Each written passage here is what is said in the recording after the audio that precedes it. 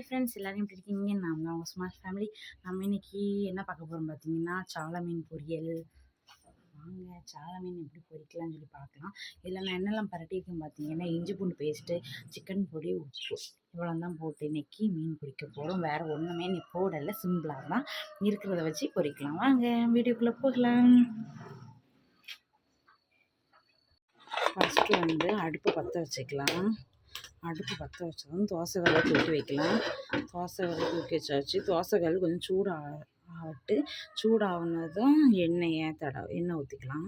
தோசை கல் நல்லா சூடாகியாச்சு. எண்ணெயை ஊற்றிக்கலாம். பாம் ஆயில் தான் யூஸ் பண்ணுறேன். தேங்காய் எண்ணெய் தான் யூஸ் பண்ணுவேன். இன்றைக்கி தேங்காய் எண்ணெய் இல்லாதனால பாம் ஆயில். 5 மீன் தான் இருக்குது, அதனால் இவ்வளோ தான் தேங்காய் எண்ணெய் ஊற்றினேன். தேங்காய் எண்ணெய் தேவையில்லைன்னா அதை ஊற்றிக்கலாம். எண்ணெய் நல்லா சூடாகணும் தான் மீனை போட்டுக்கலாம்.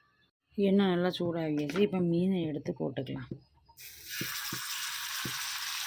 உங்களுக்கு மீன் போடும்போதே தெரியும் எண்ணெய் நல்லா சூடாகிருந்தால் இப்படி டப்பு டப்பு டப்புன்னு சவுண்டு கேட்கலாம் அப்படின்னா எண்ணெய் சூடாகிருக்குன்னு அர்த்தம். மீன் எல்லாமே போட்டு முடிஞ்சு அதுக்கப்புறம் கொஞ்சம் அரப்புன்னா ஊற்றுறது.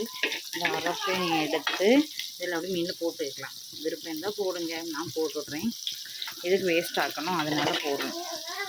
அது அவரோட விருப்பம். ஓகேவா?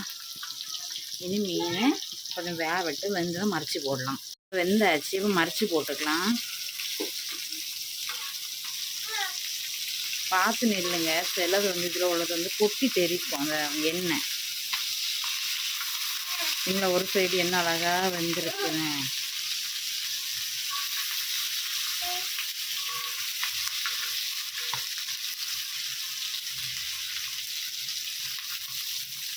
என் கையில் இப்போ பட்டு எனக்கு இந்த மீன் பொரிக்கிறதுலே ஒரே ஒரு பயம், அந்த கையில்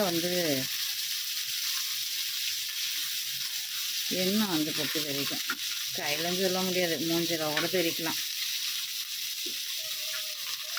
இனி பின்னா 2 மீன் இருக்குது மாற்றி போட.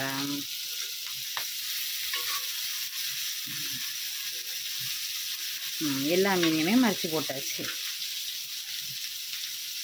நல்லா வேகட்டு. தெரியுதா அவங்களுக்கு பார்த்தா?